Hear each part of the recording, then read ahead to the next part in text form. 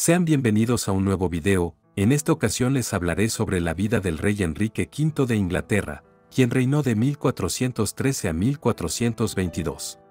Sucediendo a su padre Enrique IV de Inglaterra, el príncipe Enrique se estableció como uno de los mejores líderes militares en las batallas contra los rebeldes ingleses y galeses en la primera década de 1400.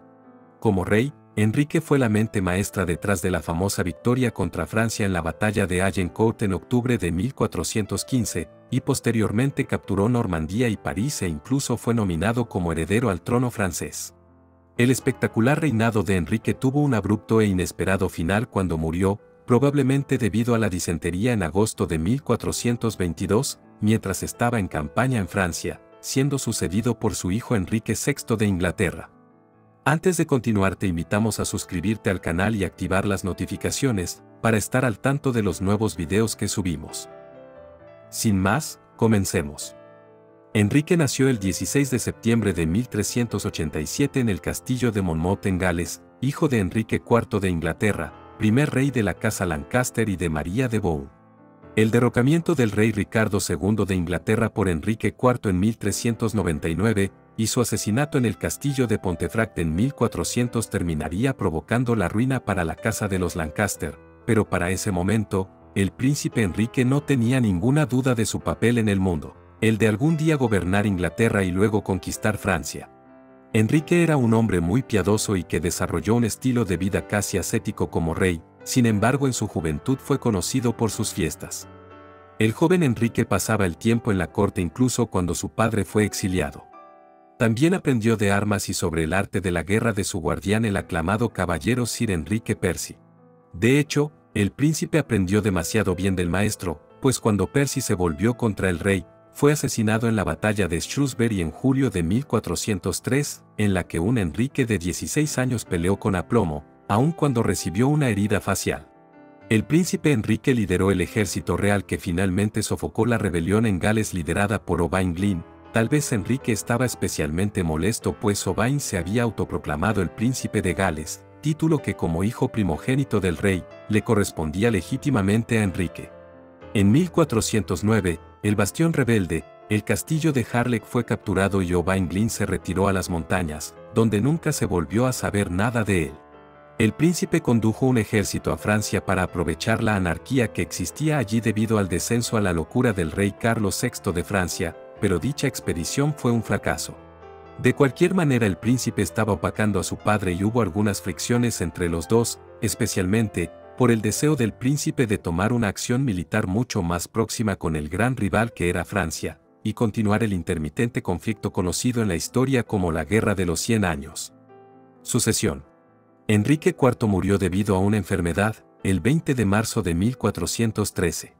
El rey había visto su salud mermar desde 1406, y para entonces el príncipe ya había empezado a tomar algunas responsabilidades de rey. El príncipe Enrique tenía 25 años, cuando fue coronado como Enrique V el 9 de abril de 1413 en la abadía de Westminster. El nuevo rey tomó sus responsabilidades seriamente y rechazó a todos sus viejos camaradas de juergas y de fiestas y le ordenó a cualquiera de ellos alejarse de su presencia al menos 10 millas.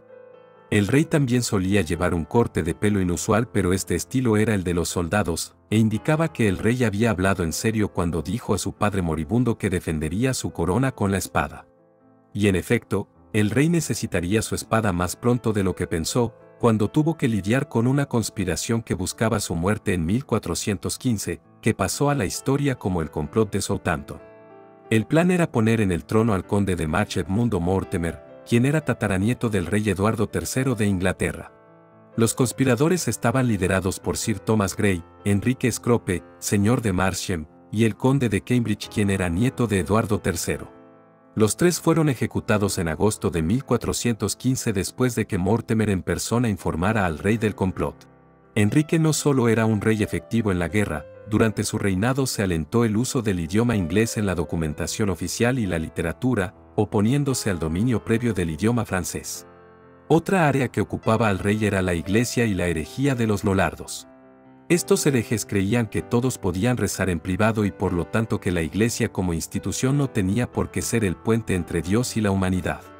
Además, Uno de los exponentes más importantes de los lollardos, el teólogo John Wycliffe, pidió una redistribución de la riqueza de la Iglesia, una idea que se adoptó por la temible revuelta de los campesinos de 1381. Al perseguir a los lollardos, sofocar las manifestaciones desenfrenadas de los mismos en enero de 1414, e incluso encarcelar por herejía a su propio amigo Sir Juan Oldcastle, Enrique obtuvo el completo apoyo de la Iglesia, un aliado indispensable, cuando se trataba de reunir el dinero necesario para las campañas militares que planeaba. La Guerra de los 100 años. La Guerra de los 100 años entre Inglaterra y Francia empezó de manera sobresaliente para los ingleses durante el reinado de Eduardo III, ayudado por su hijo Eduardo el Príncipe Negro alcanzaron grandes victorias en Crecy en 1346 y en Poitiers en 1356. Sin embargo, Carlos V de Francia, apodado Carlos el Sabio, recuperó la iniciativa y para 1375 las únicas tierras en Francia pertenecientes a la corona inglesa eran Calais y un pequeño pedazo en Gascuña. Para entonces y con la desaparición de Carlos VI, la nobleza francesa estaba dividida y el país en caos. Además, los arcos largos utilizados por los ejércitos ingleses seguían siendo el arma más devastadora jamás vista en los campos de batalla medievales. Enrique IV y su hijo diferían sobre la política de Francia y qué facción respaldar, los dirigidos por el duque de Borgoña, los borgoñones, o los partidarios por el duque de Orleans, los Armagnacs. Enrique V estaba ahora ansioso por cumplir su fallida expedición en Francia cuando era príncipe y por emprender un curso mucho más decisivo contra el viejo enemigo. Con los piratas franceses asolando desenfrenados el Canal de la Mancha, y la posibilidad de obtener tierras y botines en el escenario de una invasión de Francia, la mayoría de los varones ingleses y el Parlamento estaban entusiasmados con la idea de emprender acción.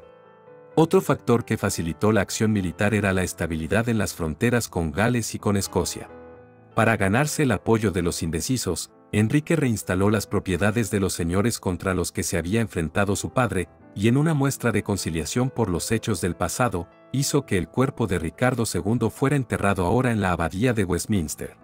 Con el apoyo del país completo, Enrique estaba listo para perseguir el reclamo que había empezado con el bisabuelo de Enrique, Eduardo III. Y siendo sobrino de Carlos IV de Francia, el rey inglés era también un legítimo aspirante a la corona francesa.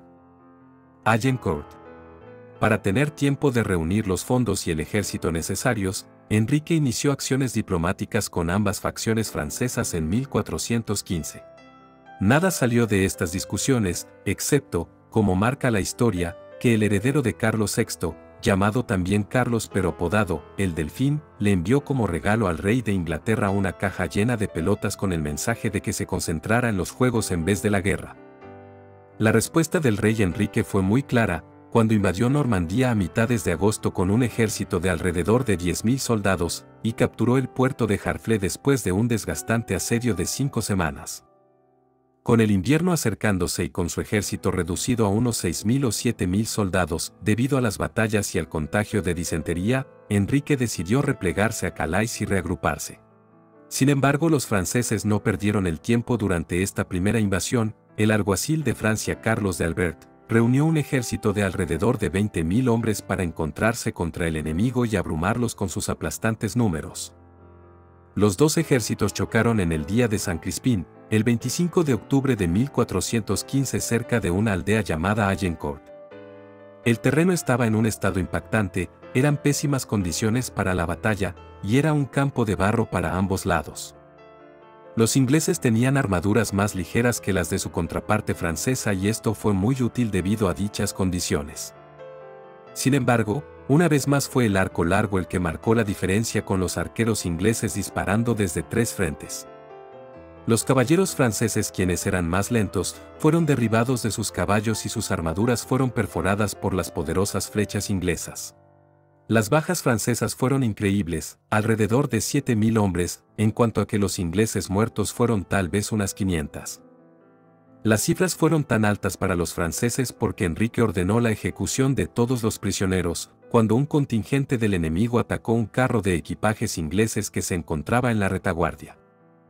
Los franceses contaban entre los caídos a casi toda su nobleza, incluyendo muchos duques y condes, una situación que significaba que habría poca resistencia en los siguientes movimientos de Enrique, en cuanto a términos de enfrentamientos de grandes ejércitos durante la campaña.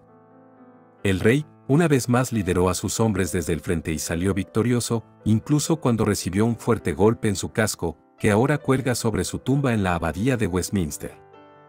El duque de Orleans fue capturado en Agincourt y eventualmente fue aprisionado en la Torre de Londres para comenzar con sus 25 años de confinamiento en Inglaterra. Futuro rey de Francia. Entre 1417 y 1419, Enrique conquistó Normandía mediante una guerra de asedio persistente en ciudades y fortificaciones de importancia. Caen, por ejemplo, fue tomada en 1417 después de un asedio donde no hubo tregua para ningún lado. Enrique ordenó a sus hombres no saquear y aunque el rey ahorcó a un arquero por robar una pequeña caja de una iglesia, esto fue difícil de cumplir siempre. El rey capturó la capital normanda, Rouen, en enero de 1419 después de un asedio donde se usaron las baterías de artillería del rey y un despiadado Enrique hizo aventar animales muertos a cualquier pozo, lo que eventualmente causó tantas enfermedades en la ciudad que se vieron forzados a rendirse. En consecuencia, Normandía estaba ahora en el control de Enrique y las tierras fueron divididas entre sus hombres más leales. A finales de 1419 Enrique fijó su mirada en París. Los que apoyaban al duque de Borgoña después de que el padre del conde fuera asesinado por un rival francés, dieron su apoyo crucial en las pretensiones de Enrique de gobernar tanto Inglaterra como Francia. Dicho arreglo se selló en mayo de 1420 con el Tratado de Troyes. De acuerdo con dicho tratado, Enrique sería proclamado rey de Francia al morir Carlos VI. El nuevo régimen debería unirse al antiguo con el matrimonio del rey inglés con la hija de Carlos, Catalina de Valois. Finalmente Enrique tendría que prometer que continuaría peleando contra el peor enemigo de los de Borgoña, el ahora desheredado Carlos el Delfín. El 2 de junio de 1420 en la Catedral de Troyes, Enrique se casó con Catalina y la guerra contra el Delfín continuó. Enrique estaba en la cúspide de su poder, era el gobernante más poderoso de Europa Occidental. En 1421 la pareja real regresó a Inglaterra donde fueron recibidos con un espectáculo ostentoso y coros en las calles de Londres y Catalina tuvo su ceremonia de coronación. El 6 de diciembre de 1421 en el castillo de Windsor, nació el único hijo del rey, Enrique VI. Sin embargo la fortuna estaba virando para el rey inglés. En marzo de 1421 los ingleses perdieron la batalla de Baugé, en el que el hermano del rey, Tomás duque de Clarence murió. Enrique entonces, regresó a Francia para continuar la guerra y nunca vio nacer a su hijo. El rey disfrutó un último triunfo el 11 de mayo de 1422, capturando Meaux después de 8 meses de asedio. La carrera de Enrique había sido así, brillante pero también corta. Muerte y sucesión. Enrique murió, probablemente de disentería con 35 años el 31 de agosto de 1422 en Bois de Vincennes en Francia. Enrique V perdió la oportunidad de convertirse en rey de Francia por menos de 2 meses, Carlos VI murió el 21 de octubre de 1422. El cuerpo de Enrique fue devuelto a Inglaterra y enterrado en la abadía de Westminster, y fue sustituido por su hijo recién nacido, quien fue coronado como Enrique VI en noviembre de 1429, también en Westminster. Los regentes del pequeño Enrique VI ya habían sido nombrados por su padre, se trataban de Humphrey, duque de Gloucester en Inglaterra y Juan, duque de Bedford en Francia, ambos eran hermanos de Enrique V. El reinado de Enrique VI resultó ser largo a pesar de una interrupción en la década de 1460, pero él no pudo detener un gran renacimiento francés que incluyó los heroicos esfuerzos de Juana de Arco y la coronación del Delfín como Carlos VII de Francia. Enrique siguió presionando para reclamar el trono francés, y eventualmente fue coronado como tal en la Catedral de Nuestra Señora de París en diciembre de 1431, aunque los leales a Carlos VII disputaron su derecho. Enrique VI, quien sufría de ataques de locura, tuvo un final difícil asesinado en la Torre de Londres en mayo de 1471 durante la batalla de las casas de Lancaster y York por el trono de Inglaterra que se conoció como la Guerra de las Rosas. El legado de Enrique V se desmoronó muy rápidamente, pero pasó a la historia como uno de los reyes más grandes de Inglaterra. Es así como llegamos al final de este video, esperemos que te haya sido útil. Si tienes algo que aportar, por favor, compártelo con nosotros en la sección de comentarios. No olvides dar me gusta y compartir el enlace con tus amigos y familiares, para que también conozcan la historia del rey Enrique V de Inglaterra. Gracias por seguir el canal, y si aún no estás suscrito te invitamos a hacerlo y activar las notificaciones, ya que constantemente subimos contenido que te interesará. Nos vemos en el próximo video.